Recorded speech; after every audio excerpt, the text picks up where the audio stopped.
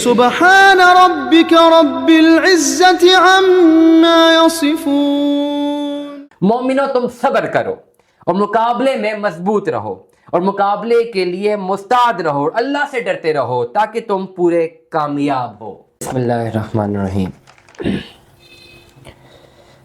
سورہ ال عمران آیت نمبر 189 سے آنورڈز انشاءاللہ۔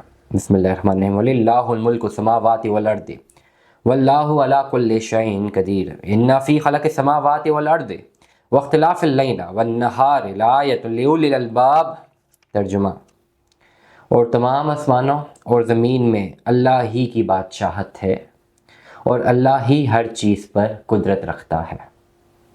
بلا شبہ آسمانوں اور زمین کے بنانے میں اور رات اور دن کے عدل بدل جانے میں عقل والوں کے لیے نشانیاں ہیں، جو کھڑے بیٹھے اور لیٹے ہر حال میں اللہ کو یاد کرتے ہیں اور آسمانوں اور زمین کے بنانے میں فکر کرتے ہیں اور کہتے ہیں کہ اے ہمارے رب، تو نے یہ سب بیکار یا بے فائدہ نہیں بنایا، تو پاک ہے، ہمیں دوزخ کے عذاب سے بچا۔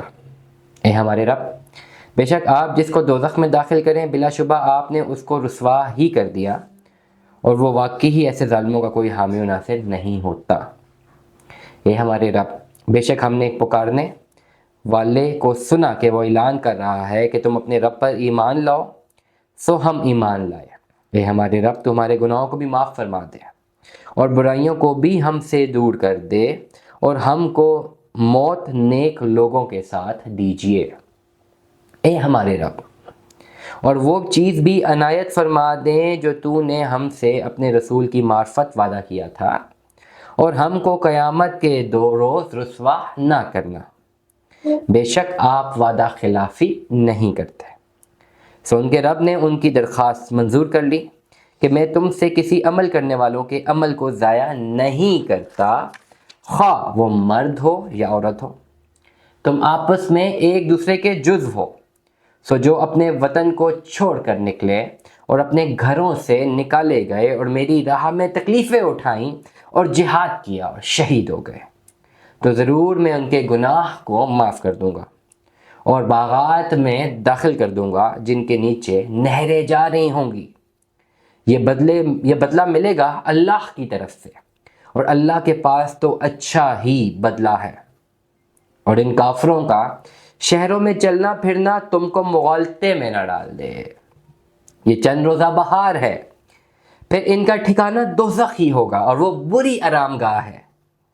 لیکن جو اللہ سے ڈرتے ہیں اور ان کے لیے باغات ہیں جن کے نیچے نہریں جاری ہوں گی، وہ ان میں ہمیشہ رہیں گے، یہ اللہ کی طرف سے ان کی مہمانی ہوگی۔ اور جو چیزیں اللہ کے پاس ہیں وہ نیک لوگوں کے لیے بدرجہ بہتر ہوں گی، بدرجہ بہتر ہوں گی، بدرجہ بہتر ہوں گی، یہاں پہ لکھا ہے۔ اور اہل کتاب میں بھی ایسے لوگ ہیں جو اللہ پر اور اس کی کتاب پر جو تمہارے طرف بھیجے گئی ہیں ایمان لاتے ہیں، اللہ سے ڈرتے ہیں، اللہ کی آیات کے بدلے میں تھوڑا سا معاوضہ بھی نہیں لیتے، اور ان کے لیے ان کے رب کے پاس نیک عمل کا معاوضہ ہے۔ بلا شبہ اللہ بہت جلد حساب کرنے والا ہے۔